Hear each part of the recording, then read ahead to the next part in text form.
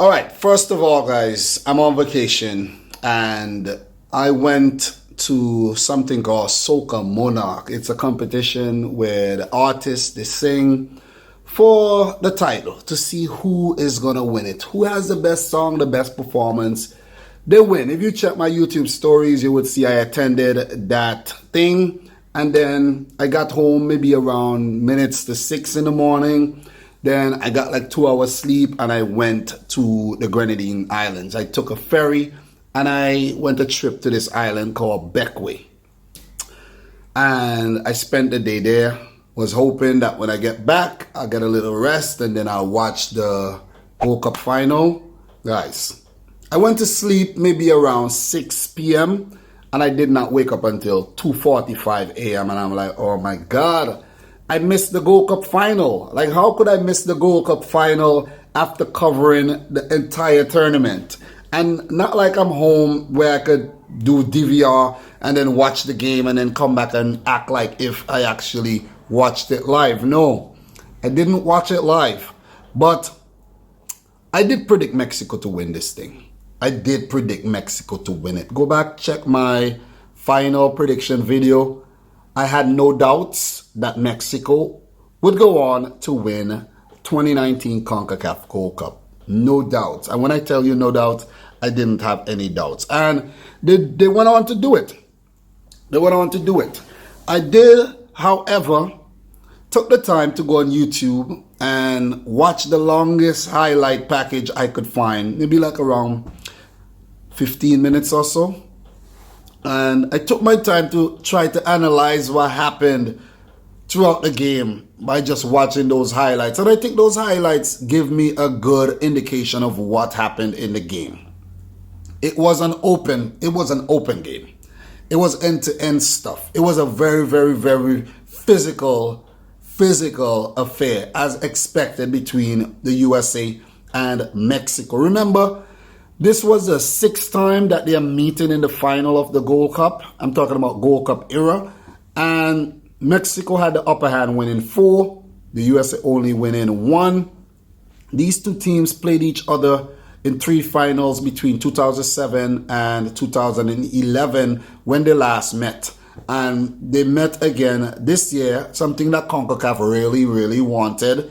And Mexico came out winners again. So it's yet again proven that Mexico are better than the USA. It's just that simple. Better football players, a better league, and overall a better football team. I'm not going to hide to say that. So if you're a USA fan and you are still in denial, thinking that the USA are a better football team than Mexico, like, get over yourself. They are not. They are not. And the results has proven so time after time. A lot of times when Mexico send a team to play against the USA, it's not even their best team because a lot of their best players play abroad and they don't accept the call-ups or they injured or something. So yet again, Mexico proved to be the better team. So in this game, quite open stuff. Both teams getting numerous chances to score, but Mexico with the best quality. Dos Santos. What a setup by Raul Jimenez. Did Jimenez win player of the tournament? He probably did. He probably did. If USA won, Christian Pulisic would have won the player of the tournament. But in the end, I have to say the player of the tournament has to go for Raul Jimenez. Even though I chastised him against Haiti, he did have a good tournament. He did have a really good tournament. And that back heel setup to Jonathan Dos Santos for that left-footed shot, oh my God. Stephen just had to watch it go in the back of his net. He just had to watch it. But it was open stuff, man. It was anybody's game. This game could have ended up anyway. But it's still not a measure of how this US team have progressed or how good the team is, because this is still not Mexico's best team. This is not Mexico's best team. This is an experimental team brought to the tournament by Tata Martino. And it is showing that Mexico has depth in their national setup. like Antuna. These guys weren't involved with Juan Carlos Osorio. Rodolfo Pizarro, what an awesome player. He wasn't even involved. You know what I'm saying? So, and many more of these players. A lot of people watching this Mexican team would be like, okay, I don't even know these players. They know Ochoa, Guardado, maybe Moreno, but the other players aren't, so they're fresh players. They're fresh players. Some of the other players have been around for a while, but most of the players who were involved in the Gold Cup, they are very fresh faces, and it shows progress. It really shows progress within the Mexican national setup. As for the USA, I think they are also showing progress. After missing out from the 2018 World Cup, they are transitioning, still transitioning. But one may think, since 2017, now it's 2019. It's 2 years, man.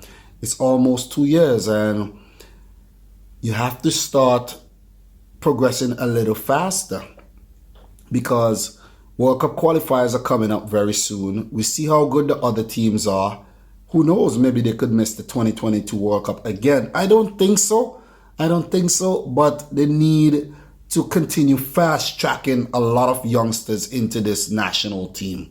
That's just what I think. But overall, it was an open game. It was a good performance by both teams. I think the USA should have scored, but they weren't clinical enough in the final third. Mexico, guilty of that as well. But ultimately, in the end, they were the one who picked up that important goal by Jonathan Dos Santos. You could see the way he celebrated. He knew how hard it was to score on the day. And when he picked up that goal, he knew ultimately it would be the goal that made the difference, winning the match for Mexico.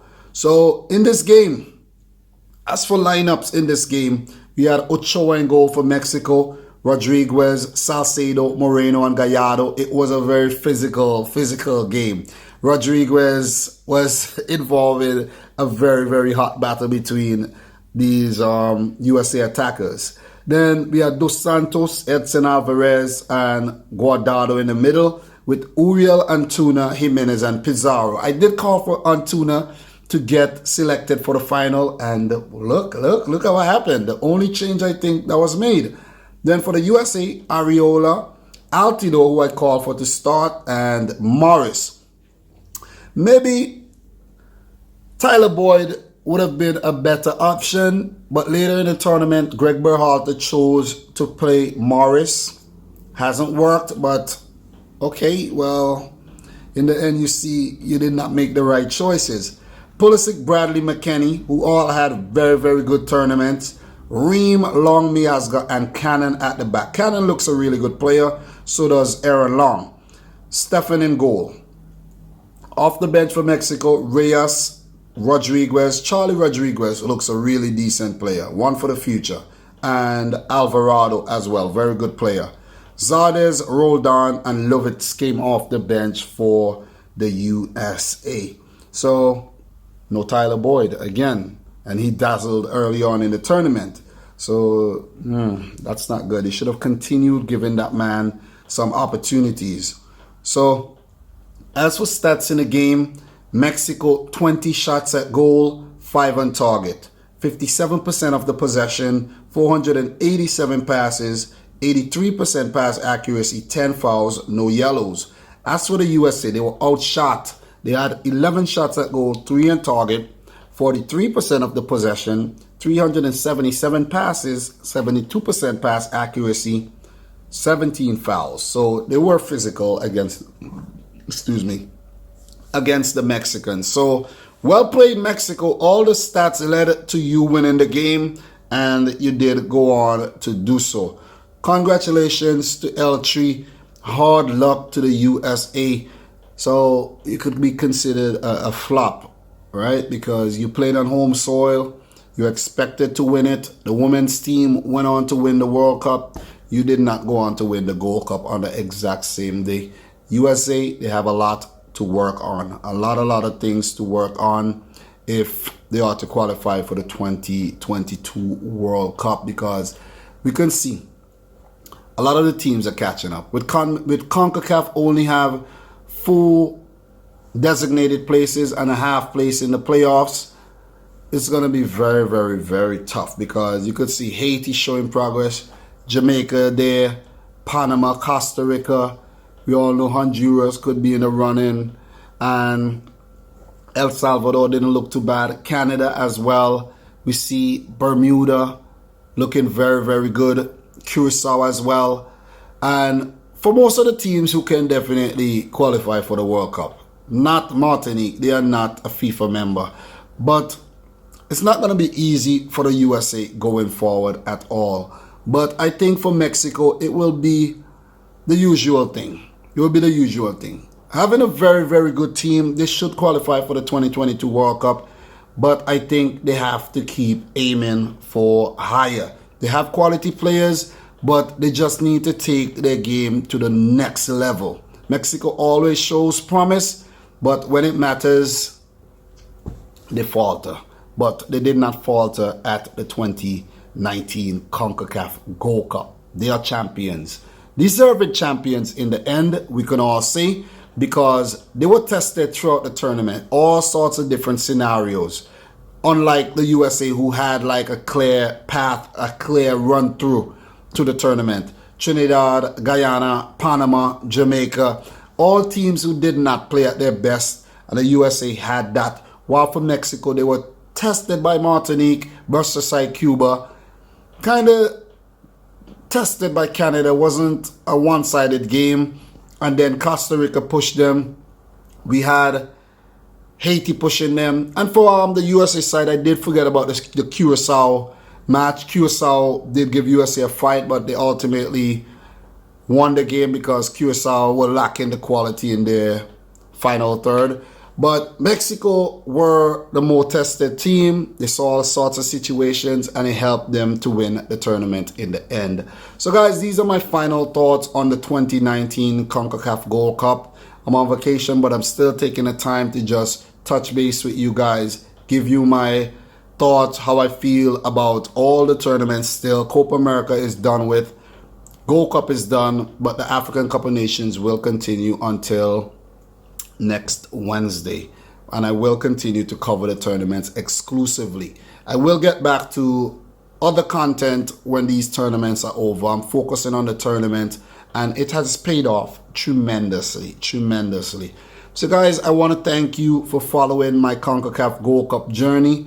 It was a really good one. You know, the viewership was good. You guys participated, and I really appreciate it. For those of you guys who are new to the channel, thank you very much. For the old boys, I appreciate you continuing to follow me. And guys, I'm gonna go enjoy the rest of my vacation, man. Seriously, I am exhausted. You could see I lost my voice and all.